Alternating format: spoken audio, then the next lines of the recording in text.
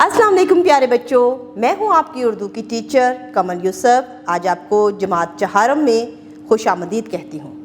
تو پیارے بچوں، آج کا ہمارا عنوان ہے نظم حمد۔ تو پیارے بچوں، جیسا کہ ہم سب جانتے ہیں کہ ہم سب کو اللہ تعالیٰ نے پیدا کیا ہے اور اچھی اور بہترین زندگی گزارنے کے لیے اللہ تعالیٰ نے ہمیں بہت ساری نعمتوں سے نوازا ہے۔ تو پیارے بچوں، امید کرتی ہوں آپ سب کے پاس کتابیں موجود ہیں۔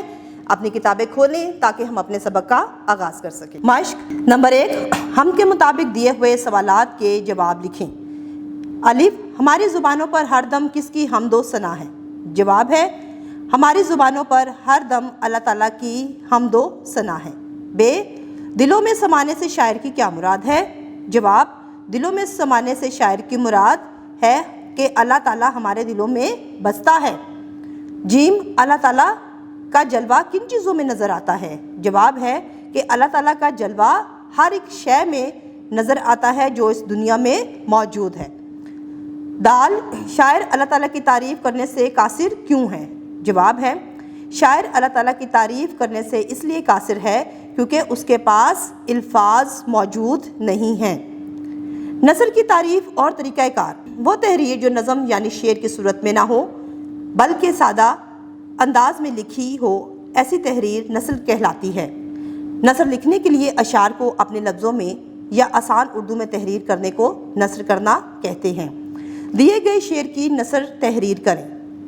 شعر، دلوں میں چھپی بات پہچانتا ہے، جو ہم سوچتے ہیں وہ تو جانتا ہے۔ اس کی نثر ہے کہ اللہ تعالیٰ دلوں میں چھپی ہوئی ہر ایک بات، ہر ایک راز، ہر ایک بھید کو جانتا ہے اور جو ہم سوچتے ہیں اس سے بھی اللہ تعالیٰ واقف ہے۔ ہم کے مطابق درست جواب کے گرد دائرہ لگائیے۔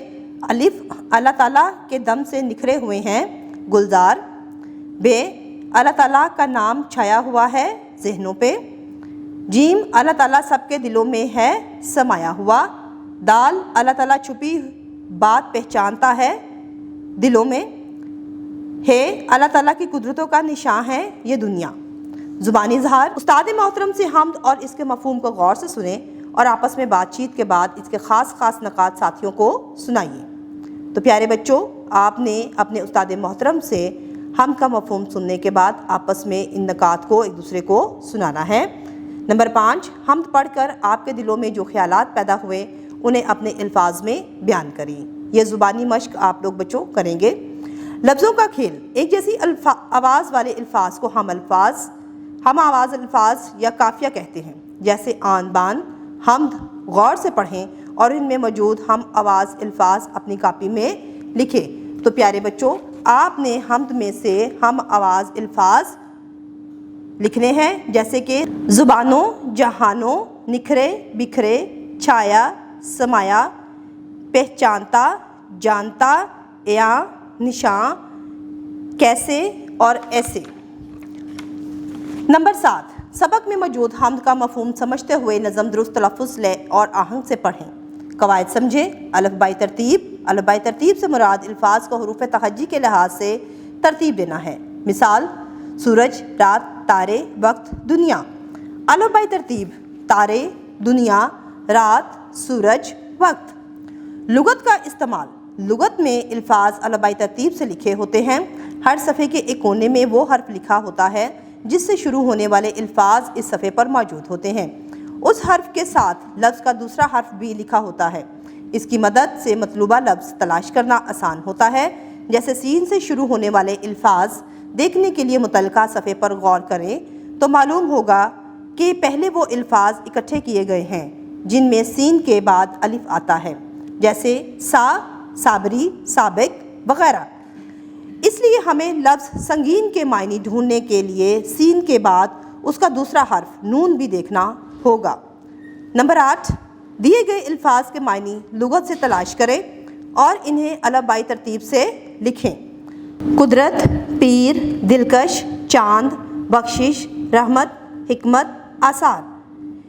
ان الفاظ کے معنی بچے لغت میں سے خود تلاش کریں گے اور لکھیں گے۔ تخلیقی لکھائی۔ نمبر 9، حمد کے مناظر اور حالات کی کیفیات کو سمجھتے ہوئے اپنے مشاہدات اور خیالات کو مربوط انداز میں تحریر کریں۔ نمبر 10، حمد کا مرکزی خیال لکھیں۔ تو پیارے بچوں، حمد کے مرکزی خیال میں آپ نے شاعر کا مختصر خیال جو اس نے بیان کیا ہے اس نظم میں وہ تحریر کرنا ہے۔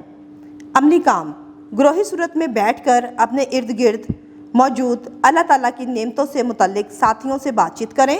ایک چارٹ پیپر پر اللہ تعالیٰ کے کوئی سے 20 اسماء الحسنہ اور ان کے معنی خوش خط تحریر کریں۔